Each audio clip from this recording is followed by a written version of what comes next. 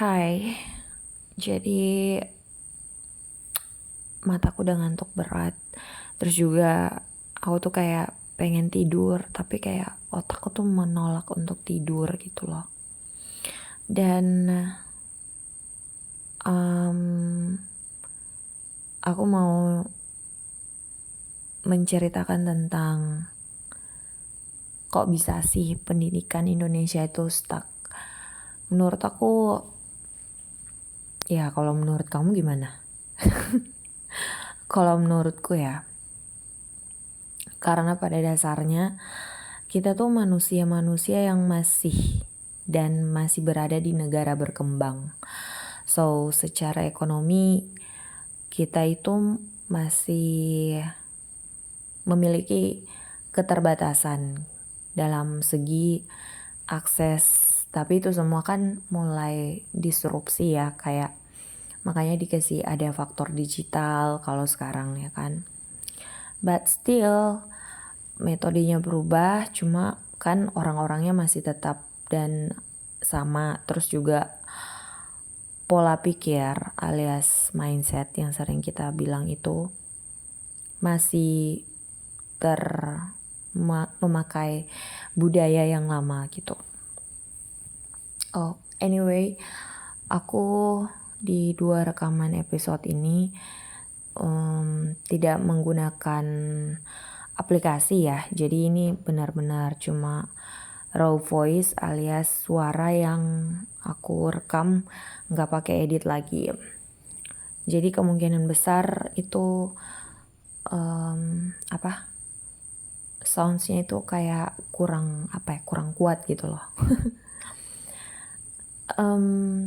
Lanjut tentang pendidikan Indonesia. Poin pentingnya adalah pendidikan itu nggak berjalan pada saat hanya di sekolah saja.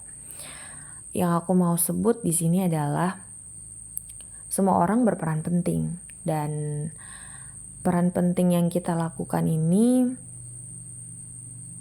adalah kita berlaku sebaik-baiknya, semaksimalnya, bahkan seidealis kita ketika kita berada di dalam tugas kita nih.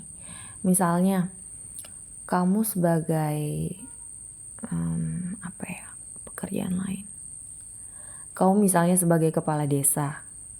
I don't know what's your job. Atau mungkin kamu sebagai graphic designer. Gimana caranya kamu ketika kerja di situ tuh kamu mencerminkan kamu tuh benar-benar passionate dengan pekerjaan kamu. Jadi itu kayak gimana ya? Itu bisa menularkan kepada mungkin adik kamu yang melihat, I wanna be like my uncle, I wanna be like my brother. Sehingga mereka tuh punya contoh gitu. Menurutku Indonesia itu orang-orang terkenal yang baik dan luar biasa hebat itu kurang untuk diekspos, alias ya berita yang baik itu kurang diangkat untuk naik gitu. Which is sangat-sangat, dimana itu sangat subjektif juga kan, karena itu pasar, kebutuhan pasar.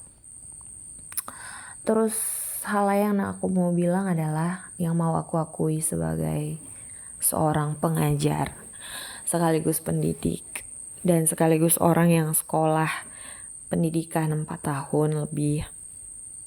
Aku kan sekolahnya sampai semester berapa gitu ya. Puji Tuhan aku bisa sarjana. Yang menurutku poin penting yang kurang untuk orang lihat dan membuat merendahkan, ada ya beberapa yang menurut aku orang tuh melihat guru itu terlalu profesi yang sangat mudah gitu loh. Nah menurutku di satu sisi memang sumber daya manusia guru ini kurang untuk diangkat naik gitu. Sekarang itu lagi masa-masanya, let you know, buat kamu yang belum tahu itu, sekarang itu pemerintah sedang Kementerian Pendidikan, Kementerian Pendidikan tuh sedang memprogramkan kayak guru penggerak, sekolah penggerak. Nah, sekolah penggerak ini sebenarnya sih konsepnya mirip ya sama kayak 5 apa 10 tahun yang lalu. Cuman bedanya kalau sekolah penggerak ini lebih dimonitoring gitu loh, lebih diawasi selama 3 tahun awal gebrakannya di sekolah tersebut. Terus juga guru penggeraknya, kepala sekolahnya. Artinya yang digerakkan ini apa? Karena Kemendikbud ini paham gitu loh. Ada budaya-budaya sekolah yang kita mau patahkan gitu. Bahkan sampai sekarang pun itu memang sulit untuk pertama kali kita lakukan. Kayak misalnya di sini nih, di kabupaten ini belum ada, bisa dibilang karena ini baru pertama. Jadi karena ini langkah yang tahun 2020 dilaksanakan, so itu baru sampai di sini tuh tahun masifnya 2022 ke 2023 ini.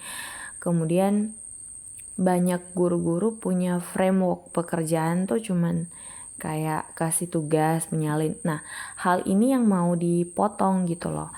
Hal ini yang mau diubah sama Kementerian Pendidikan. Nah, apa yang mau diubah itu kayak gaya belajar, metode belajar. Jadi dia harus lebih banyak menggunakan metode learning yang lebih kreatif gitu. Kayak kita tuh mengadaptasi cara belajar kalau menurutku ya.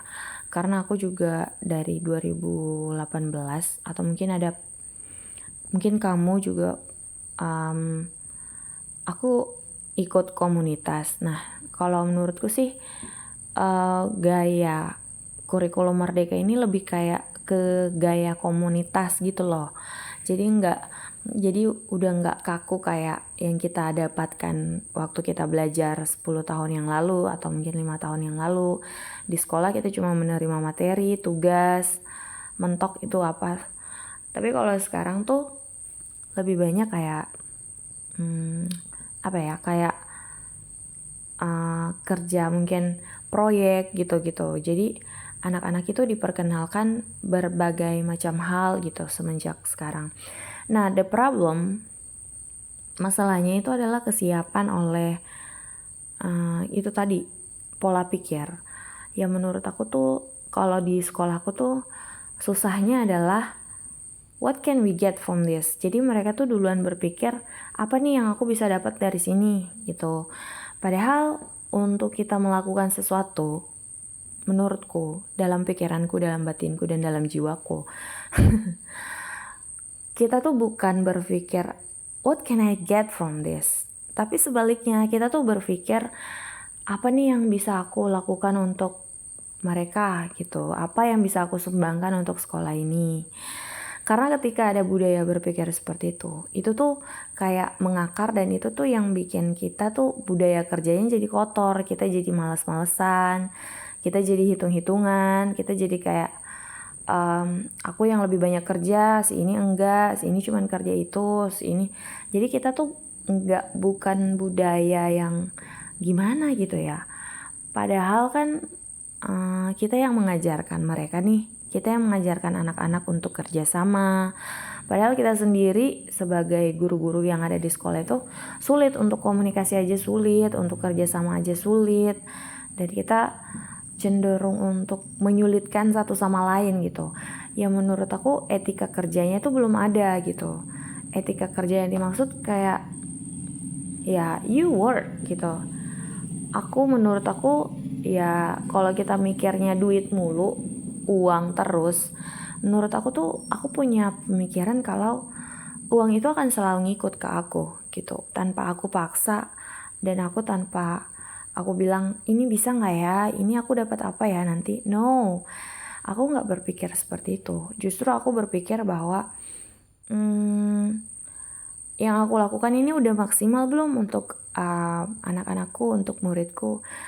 Apakah mereka udah paham nih yang aku punya nih, cara pola pikir yang aku punya dengan mereka punya, aku berusaha untuk mentransfer itu. Gimana caranya itu biar mereka tuh nyampe gitu loh. Cuman kadang kan dalam suatu kondisi sekolah, dimana kalau cuman aku yang berbuat, aku gak bisa dong melakukan itu. Cuman kan aku sebagai pemantik gitu. Artinya bahwa aku ingin guru-guru lain tuh melihat bahwa ada berbagai macam gaya belajar yang bisa kita lakukan di luar dari kelas ini. Jadi kelas ini tuh cuman satu media aja. Di luar dari itu kita bisa melakukan banyak hal lain, dan perubahan itu harus dilakukan semenjak anak-anak tuh masih usia sekolah ya. Apalagi kayak usia SD, SMP sama SMA. Karena usia ini tuh mereka mudah untuk menyerap, dan mereka tuh cenderung ke depannya akan kayak apa yang mereka dapatkan dulu itu yang akan jadi fondasi mereka untuk kedepannya. So aku berpikir kalau bagaimana anak-anak ini berubah itu pertama-tama gurunya dulu, kepala sekolahnya dulu yang harus melakukan perubahan itu di dalam diri mereka. Etos kerjanya ada gak nih? Mereka mau kerja gak nih? Kok baru mau kerja kalau ada duit gitu loh. Kayak maksudnya it's okay, itu bagus, tapi nggak semua hal bisa dilakukan dengan itu. Terus hal yang lainnya adalah perencanaan. Di banyak sekali sekolah-sekolah yang tertinggal itu tuh kurang perencanaan, dan penganggaran keuangan itu kurang transparan, dan itu harus kita akui kelemahan kita gitu. Jangan kita kayak membuat-buat alasan, aduh aku nih kayak gitu, itu nih kayak gitu. Kita mengakui dengan lantang bahwa ini adalah kekurangan kita, dan apa nih yang kita mau lakukan untuk kedepannya gitu loh. Aku mau melakukan perubahan. Kalau aku sendiri yang melakukan itu nggak akan bisa berjalan gitu. Aku nunggu yang lain untuk berjalan pun kayaknya nihil gitu loh. Orang lain dia nggak, kalau aku memberikan bola nih, aku berharap ada yang nendang lagi. Aku nggak mau kalau aku main bola cuma sendiri di lapangan, nggak asik kan. Jadinya nggak terjadi permainan timbal balik, arus dan sebagainya. Ini permasalahan basic yang ada di sekolah, dan juga menurutku bisa jadi ada di tempat kerja dimanapun.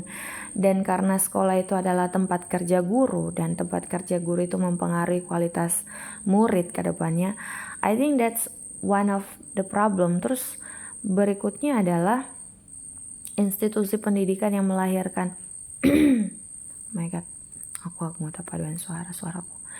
Institusi pendidikan yang melahirkan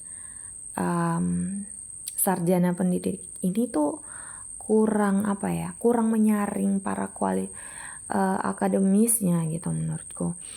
Sehingga yang terbentuk ini kualitasnya masih menurutku masih kurang gitu. Terutama karena kita mau ini sih tergantung sama, ya betul banget, gaji. Jadi mohon maaf sekali, gaji untuk golongan 3A sarjana itu kisaran 2,5 juta. Kalau P3K dia di kisaran 3.400.000. So ada perbedaan sekitar 1 jutaan atau 900-an lebih gitu. Kenapa lulusan terbaik gak mau memilih jadi guru, atau mungkin sangat sedikit yang memilih jadi guru? Itu karena gaji dong. Karena di saat orang usia 23-24 udah lulus, kita tuh berpikir cenderung realistis dan kapitalis gitu. Kita sangat sedikit orang yang idealis gitu. Dan kita berpikirnya kita harus mendapatkan apa yang kita mau gitu. Dan aku berencana ya 2024 itu budaya di sekolah aku tuh berubah gitu loh. Aku gak bisa lagi, dan aku mau start dari 2023 ini mengatakan bahwa ada banyak hal yang dari sekolah itu mengganjal gitu menurutku. Yang kayaknya kalau kita komunikasi, apa sih susahnya? Kita maksudnya ya udah kita maafin aja nih yang dulu gitu, karena kita nggak mungkin ngungkit di mana uang ini, di mana uang itu, kita nggak mau juga, alias kita menjaga nama baik teman kita juga kan, meskipun kita nggak tahu itu adanya di mana dan kayak gimana, tapi kita berharap bahwa kedepannya itu akan ada perubahan gitu loh. Jadi ada suatu perencanaan. So ini adalah basic kenapa pendidikan Indonesia itu perlu banget dalam tanda kutip kemajuan. Pertama dari institusi pendidikannya yang melahirkannya, kemudian gaji guru dari pemerintah juga harus, terus berikutnya juga dari etos kerja para guru itu sendiri, kemudian lingkungan kerja itu tuh sangat berpengaruh. Semoga ini bisa bermanfaat ya buat kamu. Aku nggak tahu sih kamu kerja apa, tapi kayaknya kita semua pernah melalui sekolah kan, dan kita semua juga akan menyekolahkan anak-anak kita ke depannya. So I think itu semua berpengaruh, keluarga, masyarakat, dan juga oh my god, media sosial. Aku harap sih anak-anak nggak terlalu ini ya sama media sosial.